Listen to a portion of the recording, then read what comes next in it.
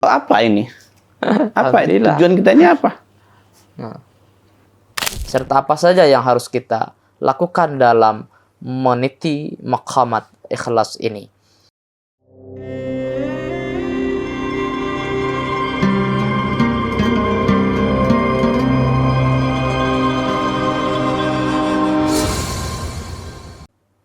Assalamualaikum warahmatullahi wabarakatuh. Alhamdulillah. Wassalatu wassalamu ala rasulillah amma ba'du. Apa kabar sahabat Ribat Nurani Hashimiyah dimanapun berada? Semoga senantiasa dalam limpahan keberkahan Allah Subhanahu wa Ta'ala selalu. Masih dalam program yang sama, yaitu Ngobrol Pintar ala Sufi. Tentunya masih bersama guru kita, Abuya Dr. Aldomi Putra MA.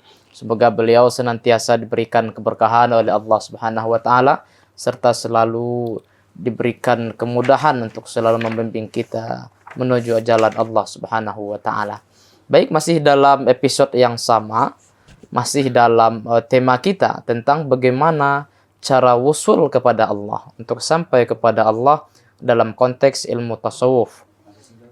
Kemarin kita sudah membahas pada episode-episode sebelumnya, mulai dari makam-makam tertentu atau makamat-makamat, bagaimana untuk sampai wusul kepada Allah Subhanahu wa Ta'ala. Di antaranya adalah tobat, kemudian muhasabah, raja, khauf.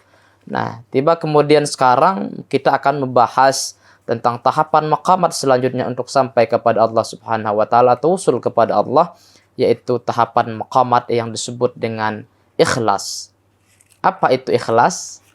Dan bagaimana cara ikhlas dalam konteks tasawuf sehingga bisa sampai kepada Allah, serta apa saja yang harus kita lakukan dalam meniti maqamat ikhlas ini. Dalam Al-Quran dijelaskan dalam surah Al-Bayyinah, misalnya dalam surah Al-Bayyinah ayat 5 yang izin kami bacakan, ingin kami bacakan. A'udzu billahi minasy syaithanir rajim. Bismillahirrahmanirrahim. Wa ma umiru illa liya'budullaha mukhlishina lahuddin hunafa'a wa yuqimunas shalah وَيُقِيمُونَ الصَّلَاةَ وَيُؤْتُوا الزَّكَاةَ وَذَلِكَ دِينُ الْقَيِّمَةِ. Shadaqallahul azim. Kemudian di ayat yang lain juga ada, misalnya kita bisa lihat tentang ikhlas ini dalam Quran surah Az-Zumar misalnya. Dalam Quran Az-Zumar ayat ke-12, kemudian ayat ke-14 juga, dan tentu banyak ayat-ayat yang lain. Nah, mungkin tidak berpanjang-panjang, kita akan mendengar penjelasan dari guru kita, Abu Dr. Aldomi Putra. Apa sih itu ikhlas dan bagaimana cara ikhlas dalam konteks tasawuf untuk bisa sampai wusul kepada Allah Subhanahu wa Ta'ala. Terima kasih, Bu ya. Baik, terima kasih. Bismillahirrahmanirrahim. Assalamualaikum warahmatullahi wabarakatuh. Alhamdulillah, salatu wassalamu ala sayyidi Rasulillah sallallahu alaihi wasallam. Allahumma salli wa sallim wa barik ala firdausil a'la miftahil jannati sayyidina Muhammad wa ala alihi wa ashabihi wa tabi'in muslimin. Baik, pemirsa dimanapun berada, kemudian Ustadz Dayat, alhamdulillah kita masih melanjutkan ngopi ya? Ngobrol pintar ala sufi. Walaupun kita tidaklah atau belumlah layak disebut dengan sufi. Masya Allah. Sekarang kita membicarakan tema yang tema ini bagian penting, tahapan wusul kepada Allah yang kemarin kita sudah bincangkan dari beberapa tahap. Yang poin awalnya itu adalah bagaimana kembali. Maka syarat kembali itu di sini adalah yang kita sebut dengan al-ikhlas. Al-ikhlas yang kita bincangkan ini, ikhlas ya, artinya saya ingat itu kalau Ustadz Dayat pernah banyak aktivitas di Kementerian Agama, salah satu tagline Kementerian Agama itu apa? Ikhlas beramal. Maka ikhlas itu ada kaitannya dengan al-amal. Ikhlas itu berhubungan dengan amal, ya. Jadi bagaimana ikhlas itu berhubungan dengan amal? Kenapa amalan itu mesti dihubungkan dengan keikhlasan? Maka kita harus perhatikan ketika membincangkan ikhlas itu, yang dituntut adalah amal ini, kemudian disebut lagi dalam istilah lain al-fi'lu. Ini yang perlu dilihat. Al-amal wal fi'lu itu kan sama, artinya aktivitas. Aktivitas ya. Dan tentunya aktivitas kita ini kita tujukan aktivitas amaliyah yang kita kerjakan itu orientasinya kemana? Apakah amaliyah atau fi'liyah yang kita lakukan orientasi itu kepada Allah atau tidak? Nah, cara membincangkan ini dan membedakannya, orientasi amaliyah kita itu kepada Allah atau kepada makhluk, kata kuncinya ada di ikhlas ini. Kenapa kita katakan kata kuncinya ada ikhlas? Karena ikhlas itu berhubungan dengan amal, berhubungan dengan perbuatan. Amal perbuatan itu mesti di situ disebut dengan lillah. Berarti sesuai itu dengan apa yang dikatakan Imam Ibn Athaillah ya dalam Al-Hikam itu yang saya ingat itu, al-a'malu suwarun qa'imatun wa arwahuha wujudu sirril ikhlasi fiha. Amalan itu ibarat batang tubuh yang berdiri kokoh, sedangkan ruhnya adalah adanya sir ikhlas di dalam dirinya. Nah, itu dia. Kita bincangkan itu. Amal itu atau perbuatan itu mesti karena Allah. Maka kalau kita amal itu sudah karena Allah, maka ini secara pemahaman sederhana ini sudah ikhlas. Tetapi ketika kita mencoba membincangkan ikhlas, misalnya seperti dikatakan oleh Abdul Qasim Al-Kushairi, dia mencoba menjelaskan begini, bahwa yang benar ketika kita membincangkan ikhlas itu adalah dia membicarakan dua hal ini, al-fi'lu atau amal ini mesti ada di situ tasfiyah. Apa yang disebut dengan tasfiyah? Penyucian diri. Tasfiyah itu suci, bening. Apa yang bening? Amal itu tidak ada kaitannya dengan apa? Tasfiyah dari apa ya? Tasfiyahnya itu mesti dari mula Allah al-makhluk. Ya? Bang Do ya? Siapa Do? Tampil ya? Mula Allah al-makhlukin. Artinya apa? Amalan itu mesti tak ada sangkut pautnya dengan manusia, dengan makhluk. Maka kata kunci di sini tasfiyah. Maka tidak ada sangkut paut amaliyah itu dengan makhluk Allah yang lain, apalagi dengan manusia. Biasanya kan orang banyak beramal itu kena ingin dipandang oleh manusia, ingin dikatakan orang soleh, gitu ya. Itu kalau kita mau membincangkannya dalam konteks apakah sholat, apakah puasa, apakah zakat, sedekah dan lainnya. Tidak ada di situ keinginan untuk memperlihatkan kepada makhluk. Artinya kalau tadi kita katakan al-amal wal fi'lu lillah, inilah sejatinya. Kalau sudah lillah, maka tentu nggak ada hubungan dengan makhluk. Selama ini orang banyak beramal itu masih berhubungan dengan makhluk. Nah, inilah masalah penting ini yang harus dipahami. Bahkan kalau kita perhatikan misalnya apa yang dikatakan oleh Abu Ali Ad-Daqqaq rahimahullah, beliau mengatakan ikhlas itu apa? Ikhlas itu mesti tidak ada lagi keinginan aktivitas kita itu berhubungan dengan makhluk. Artinya apa? Artinya amal yang tadi kita sebut itu la riya'a lahu. Nih. Tidak ada lagi ada riya ya. Ini amal ya. Nah ini. Amal yang tidak ada lagi riya padanya. Kalau ada lagi amal yang ada riya dalamnya, amal yang ada riya daripadanya, maka ini tidaklah masuk dia dalam kategori ikhlas. Sementara kita itu disuruh oleh Allah Subhanahu wa taala dalam firman-Nya itu kul di antaranya fa'budillah mukhlishina lahuddin. Sembahlah olehmu Allah dengan ikhlas. Kan menyembah Allah itu mesti dengan ikhlas. Makanya semua aktivitas kita, termasuk di dalamnya niat, itu mesti menyertakan ungkapan lillah di situ. Ungkapan lillah. Kalau ungkapan lillah itu bagaimana? Ya hanya untuk Allah, tidak ada iming-iming yang lain. Maka amalan yang kita lakukan itu apapun bentuknya, mau beramal atau tidak beramal, ini mesti hati-hati. Kenapa mesti dihati-hatikan di situ? Karena kalau kita perhatikan apa yang dikalamkan oleh Fudail bin Iyad misalnya, kata beliau apa? Tarkul amal li ajlin nas riya. Wal amal min ajlin nas syirkun. Kalau ini tadi la riya alahu. Nah, sekarang kalamnya apa? Amal ini, al-amal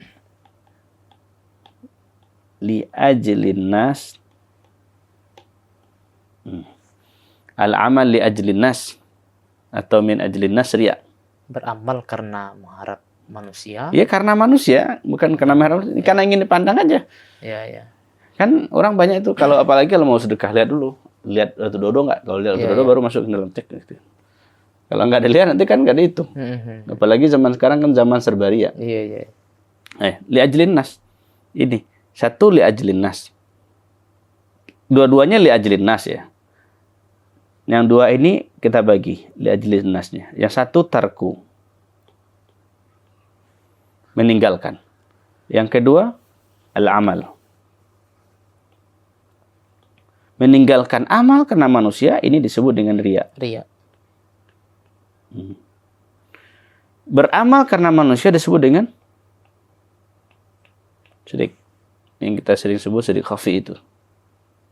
Maka kalau kita bicara ikhlas, maka ikhlas itu mesti terbebas dari dua hal ini. Syirik dan riya. Tidak syirik dan tidak riya. Itulah kira-kira. Artinya kita tulis di sini. Tidak dua-duanya.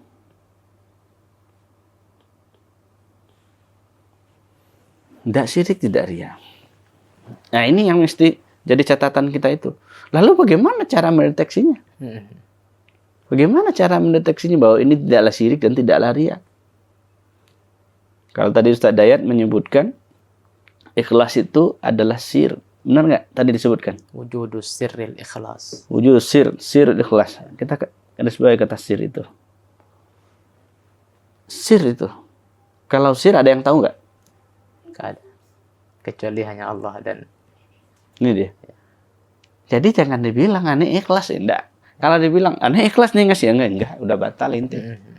Jadi yang saya sebutkan ini saya ikhlas ya membantu. Saya bantu Ustadz Dayat, ini ikhlas loh. Nggak ada cerita. Bantu aja. Ini kan nggak perlu dikalamkan, aneh ikhlas loh gitu.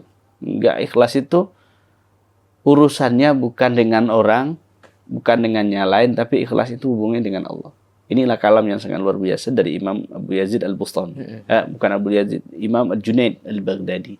Apa kalam beliau? Al-ikhlasu sirrun. Ikhlas itu adalah rahasia. Bainallah wa bainal abdi. Nah, ini yang kita tuliskan. Rahasia siapa?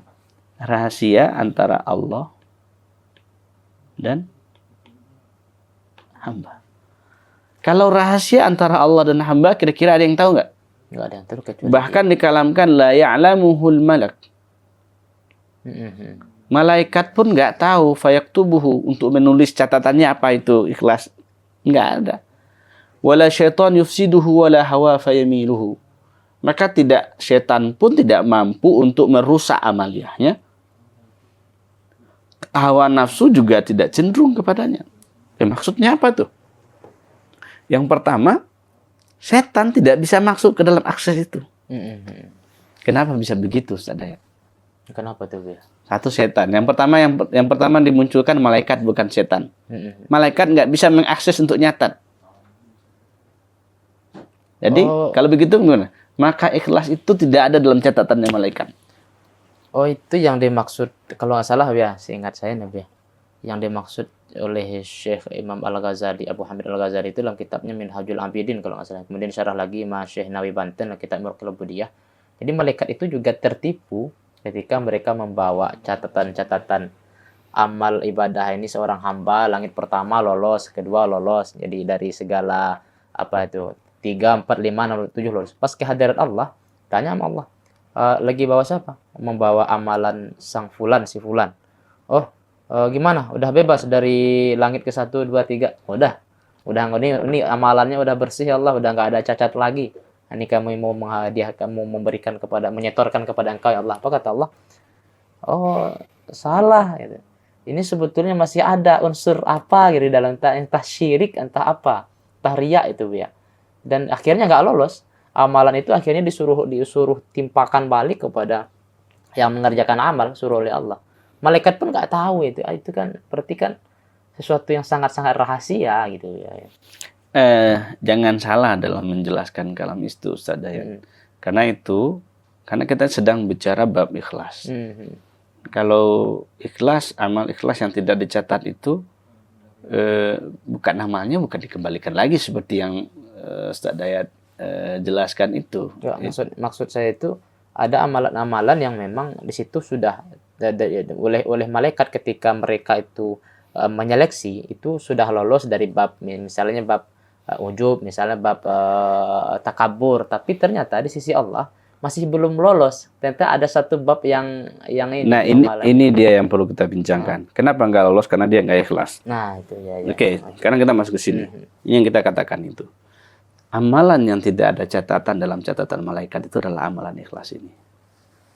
Nggak ada dalam catatannya malaikat. Ini hubungannya adalah sir antara Allah dan antara makhluknya. Maka di sini satu malaikat, satu hamba, malaikat, kemudian syaitan, kemudian lagi Hawa, nggak ada akses untuk masuk ke situ. Malaikat, syaitan, Hawa, nggak ada akses. Kenapa tidak ada? Karena orang yang ikhlas, orang yang disebut dengan apa? Orang yang disebut dengan apa? Mukhlis ya. Masih ingat deklarasi setan? Yang mana tuh ya? Kata setan itu, iblis, dia akan goda anak Adam ke semua keturunan anak Adam, dan dia sebutkan kelemahannya. Kata dia apa?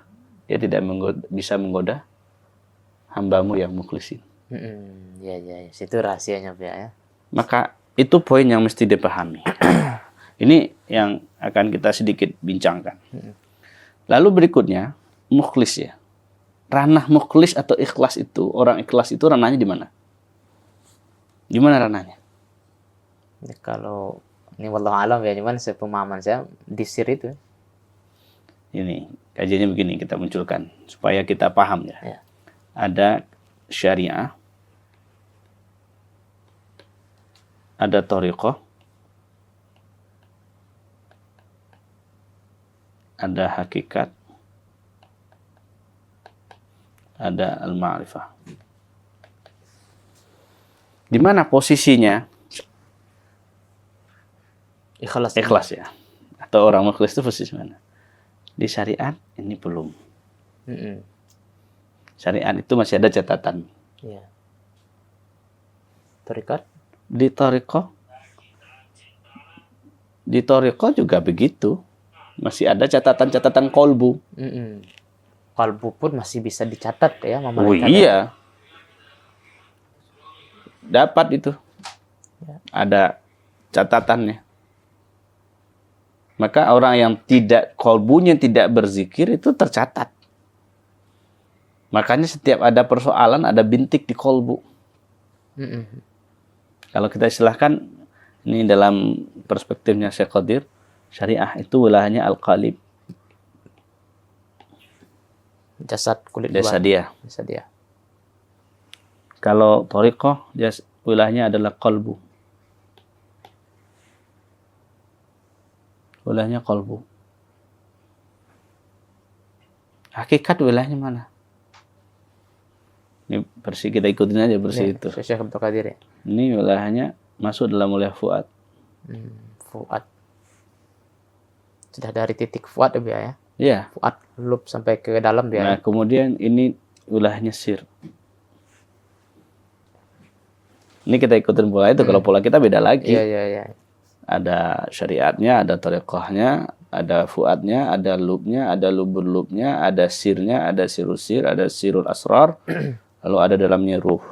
Nah, tapi kita mengembangkan di sini untuk mengatakan bahwa posisi ikhlas itu, kalau kita bincangkan dalam konteks ini, dia kalau masih di tataran ini, asy-syariah, qalib, thariqah, qalbu, masih tataran itu belum masuk dalam ini.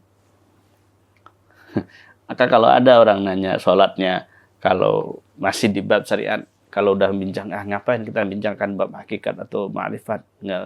Ya udah, berarti dia bukanlah tergolong orang-orang yang mau masuk dalam kategori mukhlis atau ikhlas. Maka orang itu mesti melewati dia fase thariqah. Ini terserah mau ada yang setuju atau tidak. Ranahnya masuk di situ. Dan jangan bangga dulu orang-orang thariqah mentang-mentang sudah berthariqah, lalu dia sudah terbebas dari penyakit yang kita sebut al-amal min ajlin nas atau tarkul amal min ajlin nas. Belum tentu. Makanya orang selesai dia dengan urusannya itu, dia lewat dia maqam thariqah. Dia masuk dia kepada wilayah hakikat. Wilayah hakikat pun itu masih perlu ada penggamblengan, bimbingan yang nanti ujungnya sampai ke wilayah ma'rifat. Itu mau tak mau seharusnya ya. Harus tahapan itu mesti kita perhatikan itu. Jadi sebetulnya kalau kita melihat ini kan judulnya mau pulang ya. Ini judulnya bukan mau surga saja ya. Kalau mau surga cukup lah, di atas itu cukup bab surga itu. Bab syariat dan thariqat itu ya. Cukup kalau kita bincangkannya ini. Tapi kan babnya itu babnya menuju Allah. Kalau mau bab menuju Allah itu, atau dalam bahasa lain, kan mau usul atau bahasa lainnya mau bertemu dengan Allah. Lah kalau mau bertemu ya banyak hal yang mesti diperhatikan. Ya, tentu kelasnya, jadi nggak sembarangan. Tentu kelasnya bukan kelas ekonomi lagi ya. Udah kelas. Nah kan judulnya itu, kita mau bertemu. Iya, kalau mau bertemu ini wilayah-wilayah. Walaupun sebagian orang tidak suka dengan ini, dengan kalam syariat, thariqah, hakikat, ma'rifat ini. Ada juga yang nggak suka dengan kalam-kalam gituan. Ya terserah, terlepas dari suka atau tidak. Ini adalah tahapan-tahapan kemakrifatan yang mesti dilalui oleh para salik yang ingin kembali dia kepada Allah. Iya. Kan pertanyaannya sederhana, ente mau pulang atau enggak? Ya kalau nggak pulang ya nggak usah, nggak masalah. Tapi kalau ente mau pulang, persiapkan ini. Benarkan syariatmu, aktifkan kolbumu, kemudian mulai bertahap belajar jadi orang ikhlas, belajar jadi orang mukhlis. Yang makin ke dalam itu. Jadi bicara kita ini bukan makin keluar Ustaz Dayat, tapi makin ke dalam. Kalau orang bincang, ya cukuplah kita dengan bab syariat saja, ya tidak masalah. Ya tidak masalah. Tapi kan ini yang mesti kita perhatikan. Bahwa beramal kita itu bukanlah karena lagi.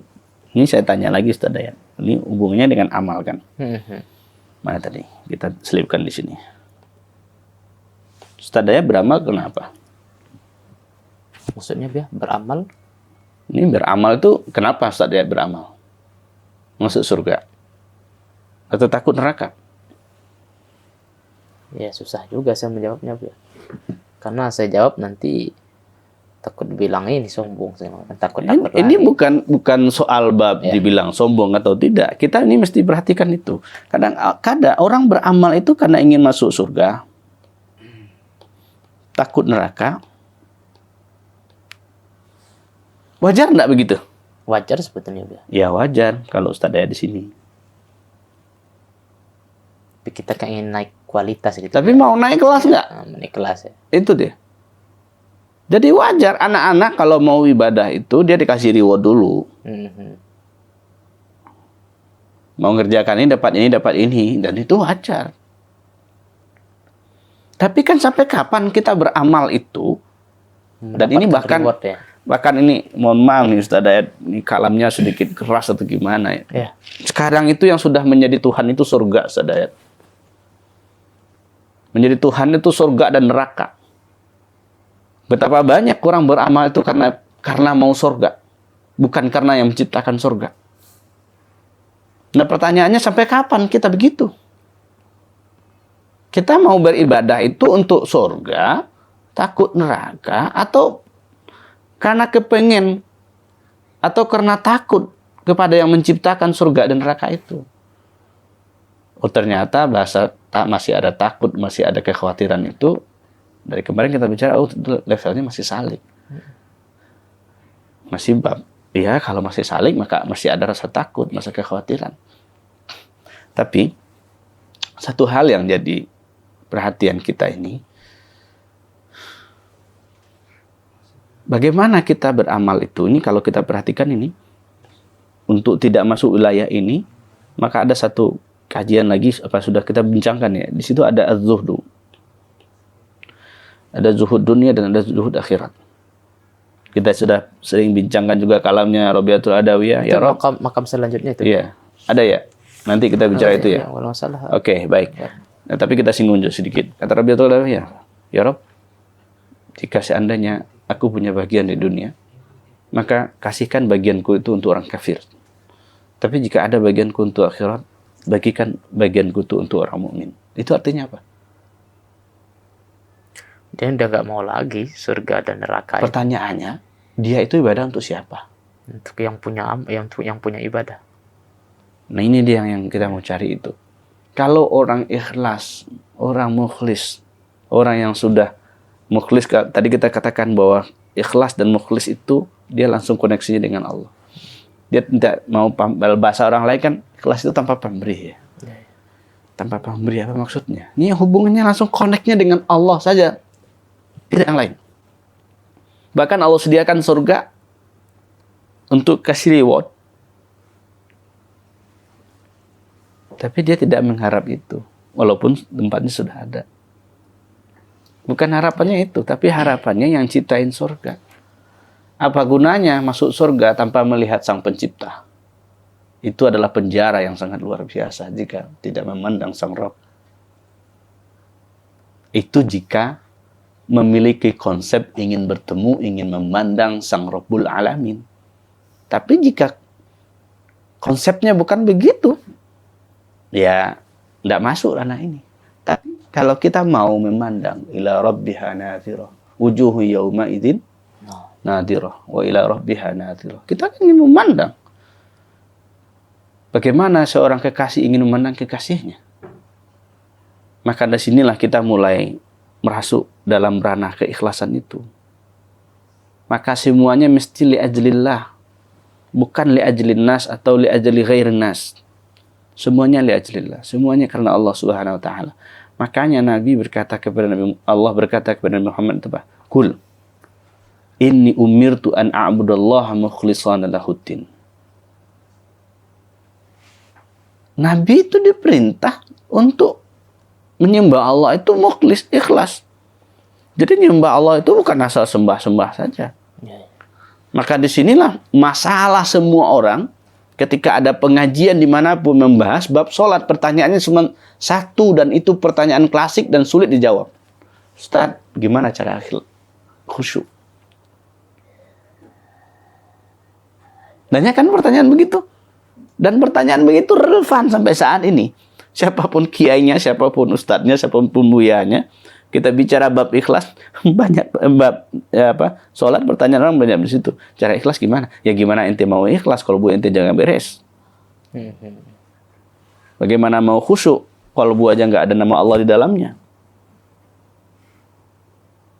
Bagaimana zikir bisa nembus ke fuad jika di kolbu belum selesai? Bagaimana kita bisa menapaki jalan keikhlasan itu jika syariat dan thariqahnya belumlah kelar. Tapi di sini kita belajar. Masih ingat enggak Ustaz Dayat film apa dulu yang disutradarai oleh Deddy Mizwar itu? Bintangnya siapa namanya? Andre Taulani ya. Waduh, tuh enggak zaman saya itu. Dia belajar. Ente mau nikahin aneh-aneh, ente belajar dulu ilmu ikhlas. Ya kan? Belajar ilmu ikhlas. Nah, pertanyaannya sederhana, gimana tuh cara belajar ilmu ikhlas? Tanpa pamrih, tanpa ada iming-iming, Tanpa mengharap balas ya. tanpa berharap balas. Maka untuk masuk ke sana itu, disinilah ma'rifatullah itu. Kita mesti mengenal Allah. Kalau nggak kenal Allah, kena gimana? Di situ mesti ma'rifatullah. Bagaimana kita bisa berkenalan dengan Allah? Dan kalau bahasanya, kita berkenalan atau Allah yang mengenalkan diri? Kalau sudah Allah memperkenalkan diri, berarti hamba yang mendapat perkenalan itu yang disebut mukhlasin tadi. Kan ada mukhlasin dan mukhlasin. Iya. Tapi pertanyaan menarik ya turunannya itu, bagaimana cara menjadi mukhlas ya sudah mukhlis? Oke. Sebelum itu, kita selesaikan dulu urusan amaliyah ini yang belum tulus ini. Tapi sebelum itu ya, amalan ini sebetulnya kan ada, kalau di fikih itu kan ada mahdhah, ghairu mahdhah. Tapi kalau dalam konteks tasawuf itu ada. Kita tidak membincangkan itu lagi, Ustaz Dayat. Maksudnya dalam konteks tasawuf. Mau membincangkan ada apakah wajib maupun sunat, mahdhah dan tidak mahdhah dan lain sebagainya. Kita tidak, terserah amalannya apa namanya. Tapi catatannya ketika ente beramal itu kudu ikhlas. Baik itu hubungan kepada Allah pun ke sesama manusia ya. Judulnya amal kan? Amal, wajib, sunat, itu kan semuanya amal. Tidak ada gunanya amal, wajib, sunat itu kalau tidak ikhlas kepada Allah. Itu dia yang harus dipahami. Intinya ikhlas ya. Dalam tasawuf kan tidak ada pembeda-bedaan amal apapun amalnya, baik itu sifatnya itu pekerjaan. Ini yang tadi ibadah, Ustaz Dayat kalamkan cerita tentang malaikat yang naik tadi itu. Catatannya ini kata kunci penting. Setiap amalan yang tidak ada sifat ikhlas di dalam amalan itu, maka amal itu mardudun ala sahibihi. Itu amalan yang dikembalikan kepada yang beramal. Amalan itu nggak ada gunanya. Apa gunanya kita beramal? Walaupun dalam orang masuk surga itu bukanlah karena amalia. Dan orang masuk neraka itu juga bukan karena ini. Tapi masuk surga karena rahmat Allah, lalu masuk neraka itu karena adilnya Allah Subhanahu wa taala. Nah, sekarang kita perhatikan bagaimana cara melatihnya. Jadi supaya dia menjadi sifat itu, kita belajar aja. Dalam sederhananya belajar tulus ya. Belajar tulus. Tulus saja. Belajar tulus saja selama 40 hari. 40 hari saja ya. Belajar tulus saja. Selama 40 hari tulus saja. Apa maksudnya belajar tulus itu? Belajar tanpa kalau kita kaitkan dengan amaliyah itu tanpa ada iming-iming apa. Tapi memang tulus karena Allah Subhanahu wa taala. Belajar, bong. Gitu ya. Nanti akan terlihat setelah 40 hari benar enggak dia tulus. Maka kalau dia belajar tulus selama 40 hari itu, nanti kalamnya akan muncul dari qalbu. Dan kalam yang muncul dari qalbu itu membawa nuansa yang disebut dengan nuansa hikmah. Dan kalamnya akan nikmat didengarin. Tapi jika seseorang masih banyak, ini mohon maaf nih Ustaz. Lagi-lagi kita bincangkan ini. Ikhlas itu berlaku untuk semua orang loh. Dan kajian ikhlas ini bukan hanya untuk disampaikan Ustaz Dayat. Tapi para asatidnya, para ustadznya, para gurunya mesti ikhlas juga. Apa yang kita maksud mesti ikhlas juga? Kan banyak sekarang itu orang, ini mohon maaf, kalau mau ceramah itu kan mesti di ini ya. Ustaz Dayat tadi khutbah ya? Oh, sedang nggak? Ada yang khutbah, ada yang ceramah misalnya. Orientasi khutbah ceramahnya apa? Kadangkala orang orientasi khutbah ceramahnya itu apa? Orientasinya itu sudah materi. Ini kalau sudah begini, ini masalah ini. Ini kita mesti belajar dari situ. Dan mesti evaluasi diri. Kita ini kan menyampaikan ayat-ayat Allah dan mesti didasari dengan niat tulus dan ikhlas. Kalau tidak ada ketulusan dan keikhlasan, mending nggak usah aja. Ya, ya. Di sini kita mulai belajar. Jangan menyampaikan itu karena ada amplopnya. Ya, betul. Ya. Jangan ingin dikatakan orang baik dan sebagainya. Tapi belajar aja, santai aja. Belajar tulus, sampaikan saja. Kalau kita belajar tulus dan ini, nggak ada urusan kalau orang mau ngapain.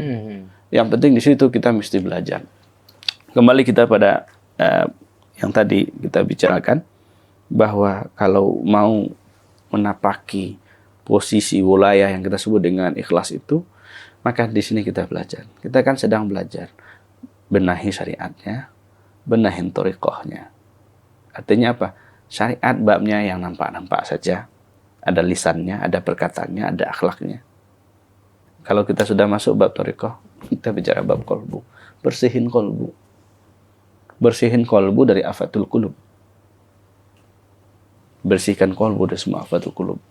Jika semua kolbu sudah bersih dari afatul qulub, maka disitulah mulai masuk dia ke ranah fuad. Di situ kita baru mulai. Ini kan semuanya mukadimah untuk ke situ, Ustaz. Makanya, ya gimana kita membincangkan lebih lanjut ya. Ini mesti ada tajribatnya, ada pelatihan. Yang tentu yang tadi kita sebut itu bagaimana kita bisa belajar ikhlas. Belajar tulus. Tapi untuk sampai menjadi mukhlas itu dia tetap berawal dari mukhlis atau bagaimana? Ya, semuanya babnya berada di sini, an-niyah. Babnya di situ dah. Mesti niatnya.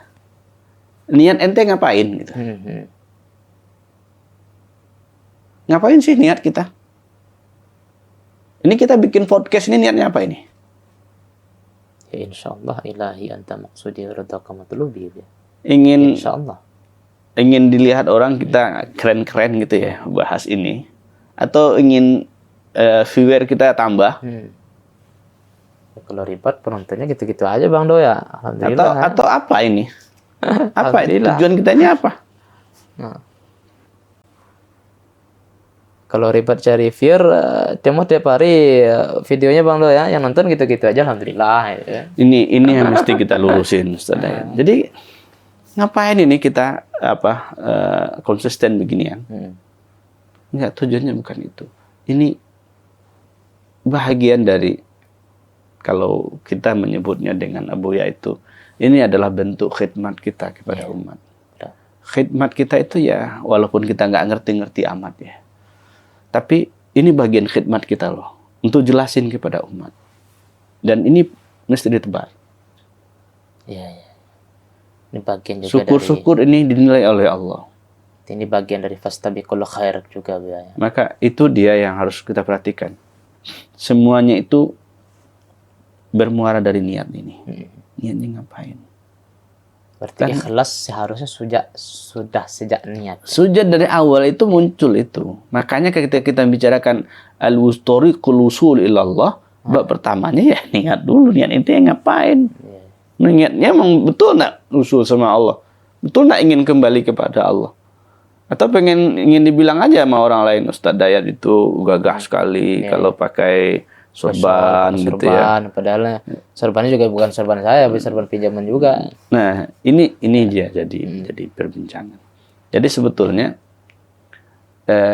wilayah yang sedang kita bicarakan ini kalau bahasa Minang itu ya, kita sedang mencabik baju di dado gitu, merobek baju di dada. Kita sedang menguliti diri kita. Kita ini yang nyampein udah ikhlas atau belum ini? Atau sok-sokan gitu kan? Di hakikat kata orang Minang mengaji diri itu kayak ngaji ke dalam kan gitu. Nah, kita mulai gitu, perbaharui niat. Mulai dari niat itu. Maka nanti kalau ada orang nanya bagaimana sholat ikhlas, sholat khusyuk, bab pertamanya mulai dari niat. Nanti kudu niat dulu. Kebanyakan orang nggak niat gitu. Wah, ada Ustaz, saya akan baca ini. Nama itu usolli sholat subhi. Iya, nanti kan baca waktu itu, tapi pikiran nanti kemana-mana. Secara fikih udah sah, secara ini belum. Nah, tapi ini dia niat. Maka mulai di situ kita mulai menapaki ikhlas. Kembali kita kepada konsep awal. Satu hal yang kita jaga itu bagaimana amal ini tidak lagi karena manusia. Dan meninggalkan amal, jangan juga meninggalkan amal karena manusia. Kan kadang, malah nanti saya dibilang ria, nanti pergi sholat ke masjid, mau sholat. Ya ente begitu, itu syirik kata Fudail bin Iyad. Artinya contoh simpel nih Bu ya, contoh simpel. Kebanyakan anak-anak muda nih mau bikin konten. Nggak usah konten positif, konten amal, nanti kita takut dibilang ria. Kita kan juga belum bagus. Kita masih banyak dosa, banyak maksiat. Akhirnya kan nggak ada yang fastabqul khairat lagi bahasanya kan gitu kan. Kalau begitu orang semuanya kan. Baik, mungkin ini bagian akhir nih Ustaz ya. Lagi-lagi perbincangan ikhlas itu berhubungan dengan hati, amalan.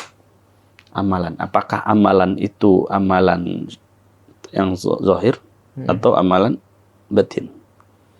Jadi jangan disangka orang yang sedang belajar thariqah itu sudah benar juga semuanya. Hati-hati. Ya, jangan kadang orang punya niat masing-masing. Kenapa belajar thariqah? Kenapa belajar ini? Karena ingin sakti dan bla bla. Enggak. Atau ingin dibilang ahli thariqat kan juga. Kita enggak di situ.